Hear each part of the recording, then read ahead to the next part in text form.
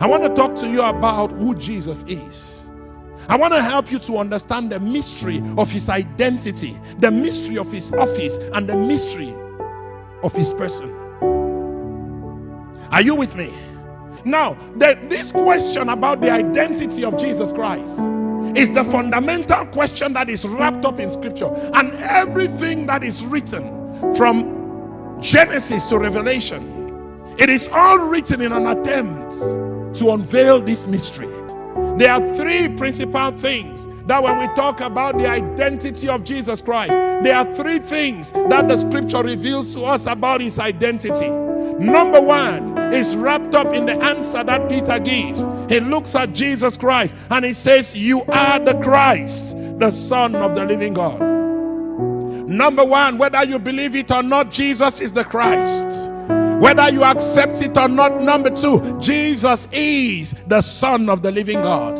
Number three, whether you accept him or not, Jesus Christ has been highly exalted by God, and he has been given a name that is above every name, that at the mention of his name, every knee should bow, and that every tongue should confess that Jesus Christ is Lord. There are three things that God has chosen to make us know about the identity of Christ. Number one is he is the Christ. The Christ talks about his office. Are you still with me? The Christ is not his name. The Christ is a revelation of the office he occupies. Are you still with me? Are you still with me? Please follow me. The Christ is the office that he occupies. So he moves and functions in the office of the Christ. The second thing is a revelation of his deity. When Peter says that you are the Christ, the Son of the living God, he was making you and I to know who Jesus truly is. That Jesus Christ, by being the Son of the living God, it was a revelation that he is God himself. He is deity. Are you still with me? Now, when Paul writes and reveals him to us as Lord, it is talking about his government. Say with me, say his government. Please follow me. What I am teaching you this afternoon may well be the most instructive message that you would hear in a while. The reason why this is important is because your revelation of Jesus Christ, your answer to this question, is what determines the access that you get to the blessings that God has reserved for his children. Are you still with me? Are you still with me?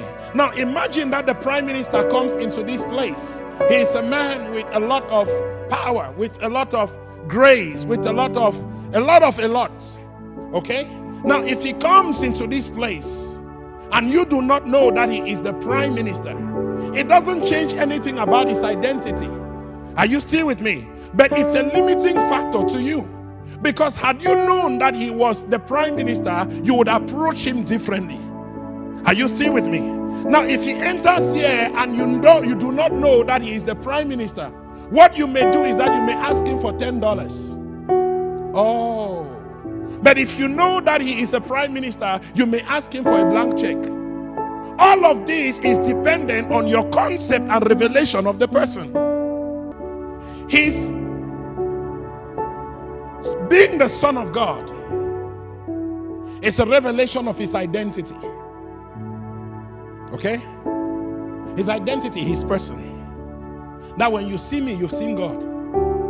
And that is why they wanted to stone him, because they said he's making himself equal to God.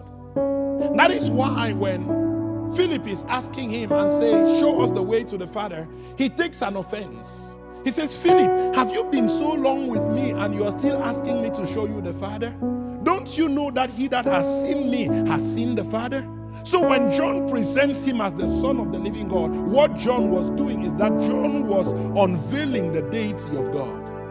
Oh, when you read Hebrews chapter 1, somewhere verse 3, the Bible keeping God. You are the covenant keeping God. You are the covenant keeping